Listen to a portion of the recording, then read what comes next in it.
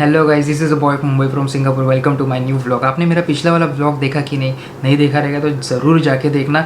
इतना खतरनाक और इतना स्केरी व्लॉग हुआ है ना। हम लोग जहाँ पे गए थे ना, वो प्लेस भी इतना खतरनाक था। ऊपर से वहाँ पे बारिश चालू हो गई और अंधेरा अंधेरा पूरा हो गया और हम लोग जंगल में से जा रहे थे। वहाँ पे कुछ प्राणी भी थे लेकिन वो हम लोग कैप्चर नहीं कर पाए। कैमरा में सब कुछ कैप्चर नहीं हो पाता है, तो बहुत स्केरी व्लॉग था। आप जाके ज़रूर देखना, आपको अच्छा लगेगा।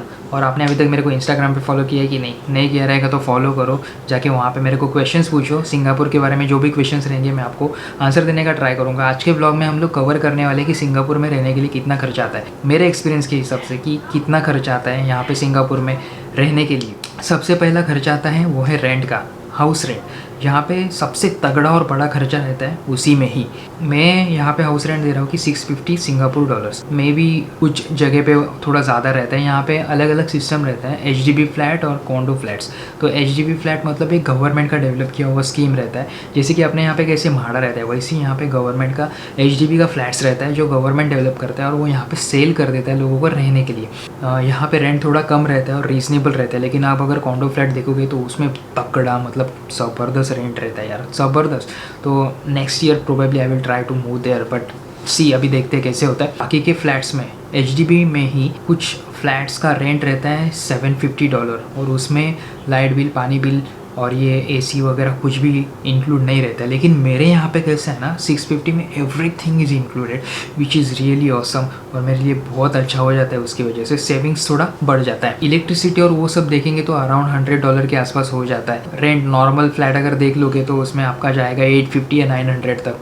सिंगल बेडरूम के लिए मैं बात कर रहा हूँ, पूरा का पूरा फ्लैट नहीं। पूरे के पूरे फ्लैट की कीमत बहुत ज़्यादा है। अगर आपको पूरा 1 BHK फ्लैट खुद के लिए अकेले के लिए लेना है तो आपको अराउंड जाएगा 1800 सिंगापुर डॉलर तक रेंट जाएगा। मैं सिंगल पर्सन के लिए बोल रहा हूँ और वो सिर्फ मेरा जो एक्सपीरियंस है, मैं जितना खर्चा कर रहा हूँ रहने के लिए, उसके बारे में आपको बोलता हूँ। सेकेंड और तगड़ा खर्चा आता है वो है खाने में। अभी मैं तो ना पूरा खाना बाहर खाता हूँ। पहले मैं घर पे बनाता था, बट अभी मैं घर पे नहीं बनाता। मैं पूरा का पूरा बाहर खाना ऑर्डर करता हूँ। डिपेंड्स करता है। अभी यहाँ पे भी 2 कंडीशन है। आपके फ्लैट ओनर है, आपको लाइट कुकिंग अलाउड करते हैं या हेवी कुकिंग अलाउड करते हैं। अब लाइट कुकिंग में क्या आता है कि आप सिर्फ मैगी या चाय कॉफ़ी बस इतना ही बना सकते हो, ब्रेकफास्ट वगैरह। लेकिन आप प्रॉपर ऐसा डिनर लंच ऐसा नहीं बना सकते। लेकिन ये फ्लैट वाले मेरे को सब कुछ अलाउड कर रहे हैं। तेरे को जो बनाना है वो बना, जितना क्या करना है उतना कर। लेकिन क्या होता है कि मेरे को टाइम नहीं मिलता है और कुछ रीज़न्स की वजह से मैं घर पे खाना बना नहीं पाता, तो मेरे को बाहर से ऑर्डर करना पड़ता है। तो मेरा बाहर से ऑर्डर करने के लिए पर डे $15 मिनिमम एवरेज मैं आपको बता रहा हूँ उतना खर्चा होता है। तो $15 मल्टीप्लाइड बाय 30 कितना होता है वो देखो, और मल्टीप्लाइड बाय 54, क्योंकि अभी का एक्सचेंज रेट है सिंगापुर टू INR वो है 54। खाने के लिए और रेंट के लिए यहाँ पे तगड़ा जाता है। मतलब आपका पूरा एक्सपेंस उसमें ही चला जाता है। अब रही बात ट्रैवल की, अगर आप ऑफिस के ट्रैवल की बात करो, अगर आप एक ही बस पकड़ के जा रहे हो या एक ही ट्रेन से जा रहे हो, तो पर जर्नी आपको $2 मैक्स टू मैक्स $2 खर्च आता है पर जर्नी। ओके, और यहाँ पे ऐसा टिकट विकट खरीदने की ज़रूरत नहीं पड़ती। यहाँ पे एक स्मार्ट कार्ड रहता है, उससे ही आप बस में भी यूज़ कर सकते हो। वही कार्ड आप ट्रेन में भी यूज़ कर सकते हो, वही कार्ड आप मोनोरेल में भी यूज़ कर सकते हो। तो वो सब कुछ झंझट है ही नहीं, एक ही कार्ड यूज़ करो। मैं तो मेरा आईफोन का जो एप्पल पे रहता है वही यूज़ करता हूँ ट्रैवल के लिए, वो बेस्ट हो जाता है मेरे लिए। तो मुझे कार्ड भी खरीदने की ज़रूरत नहीं पड़ती। फिर भी मेरे पास बैकअप के लिए वो कार्ड है और उसमें थोड़ा सा मैंने पैसा ऑलरेडी डाल के रखा है। ये जो 3 मेजर खर्चे ना एकदम खतरनाक है। अगर आप घर पे खाना बनाते हो तो आपको थोड़ा सा कम खर्च आएगा। तो मिनिमम भी पकड़ लो आपको $300 के आसपास। अगर आप घर पे खाना बना रहे हो सिंगल पर्सन के लिए तो उतना खर्च आएगा। अगर फिर भी 4 पर्सन के लिए भी बना रहे हो तो भी मैक्स टू मैक्स 400 तक खर्च आएगा, उससे ज़्यादा नहीं आएगा। मैं ग्रोसरी शॉप में जाऊँगा या यहाँ के अपने यहाँ पे कैसे डीमार्ट वगैरह रहते हैं, वैसे यहाँ पे फेयर प्राइस रहता है। तो मैं फेयर प्राइस में जाऊँगा, वहाँ पे शूट करके आपको चाहिए तो दिखा दूँगा कि एग्जैक्टली एक्चुअली प्राइस कितना है, चावल का प्राइस कितना है, दाल का प्राइस कितना है, ऑयल का प्राइस कितना है, सब कुछ बता दूँगा प्रोबेबली आने वाले वीडियोस में। तो आप मेरे चैनल को सब्सक्राइब ज़रूर करना और बेल आइकॉन भी दबाना, क्योंकि बेल आइकॉन नहीं दबाओगे तो मैं जब वीडियो डालूंगा तो आपको उसका नोटिफिकेशन नहीं आएगा। बेल आइकॉन दबाना बहुत ज़रूरी है। कुल मिला के आपको मंथली सिंगल पर्सन को अगर रहना है, स्टूडेंट है या फिर मेरे जैसे काम करने के लिए यहाँ पे लोग आते हैं, तो पर पर्सन आपको मंथली जाएगा खर्चा $1200 मैक्स टू मैक्स। ये मैं मैक्स टू मैक्स अमाउंट बता रहा हूँ, और इससे ज़्यादा तो डेफिनेटली नहीं आएगा। अगर आप फैमिली हो 4 पर्सन वगैरह तो फिर थोड़ा सा खर्चा बढ़ेगा, मे बी आपका 2000 तक खर्चा जाएगा, क्योंकि फैमिली रहेगा तो आप बाहर घूमने के लिए जाओगे, ये सब होता है। और एक इम्पोर्टेंट चीज़ मेरे को आपको बताना है, मैं बाहर जाता हूँ कभी कभी खाना खाने के लिए मेरे दोस्तों के साथ, तो वैभव मेरा दोस्त है, आपने पिछले ब्लॉग में देखा ही रहेगा कि वैभव है उसमें। तो हम दोनों कभी कभी खाना खाने के लिए वगैरह बाहर जाते हैं। तो एक बार हम लोग गए थे ना, तो मैक्स टू मैक्स खर्चा आया था एकदम अच्छे से अच्छे होटल में, इंडियन होटल में हम लोगों ने तगड़ा खाना मंगाया था, बहुत ज़ोरों से भूख लगी थी, तो हम लोगों ने बहुत खाना मंगाया था।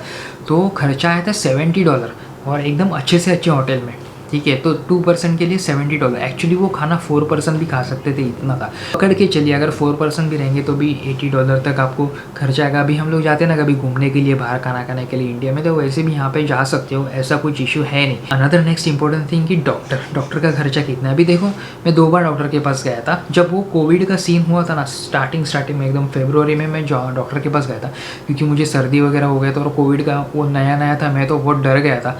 तो मैं बोला चल यार डॉक्टर के पास जाके देख के आता हूँ। तो सिर्फ विजिट किया, डॉक्टर ने कुछ गोली बिली नहीं दी, वो बोली सब ठीक है, कुछ प्रॉब्लम है नहीं, ऐसा वैसा ये वो। तो उन्होंने सिर्फ मुझे चेक किया और चेक करने का लिया था उन्होंने $35। यहाँ पे ना मिनिमम डॉक्टर का फ़ीस जो है ना, कोई भी डॉक्टर, उसका $35 मिनिमम फ़ीस है। पहले 30 था, अभी $35 हो चुका है। नेक्स्ट टाइम जब मैं डॉक्टर के पास गया था, अभी लास्ट टाइम, उन्होंने मुझे दवाई दिया, मुझे चेकअप किया, मुझे दवाई दिया और वो सारा का सारा खर्चा उन्होंने 49 सिंगापुर डॉलर्स लिया। अकेले हो और 3 महीने में एक बार अगर समझो बीमार पड़ते तो उतना खर्चा आपको मिनिमम $50 मिनिमम आ जाएगा। ये सब चीज़ें हैं यहाँ पे, और छोटी छोटी बहुत चीज़ें होती हैं, जैसे कि आपको कुछ वेजल्स लेना है या कुछ आपको मोबाइल लेना है। मोबाइल में तो मेरा तगड़ा पैसा गया भाई, बट मेरे को ऑफ़र में मिला, इसके लिए हो गया। तो ये सब चीज़ें अगर आप जाते हो ना बाहर देखने के लिए, तो कुछ ना कुछ खरीद के लेके आते हो, तो उसमें थोड़ा सा खर्चा हो जाता है, इतना कुछ है नहीं।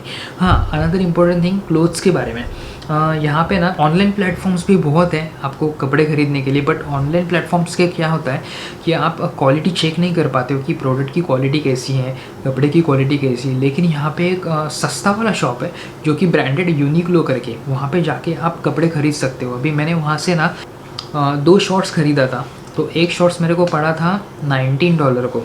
19 मल्टीप्लाइड बाई फिर करो, अगर आप कन्वर्जन करोगे तो वो तो तगड़ा हिसाब हो जाता है, लेकिन सिंगापुर के हिसाब से देखोगे तो इतना है नहीं, नॉर्मल है। तो $19 हो वो एक शॉर्ट्स का पड़ा था, और टी शर्ट मैंने लिया था कुछ $7 को। बस बाकी कुछ है नहीं, इतना ही है।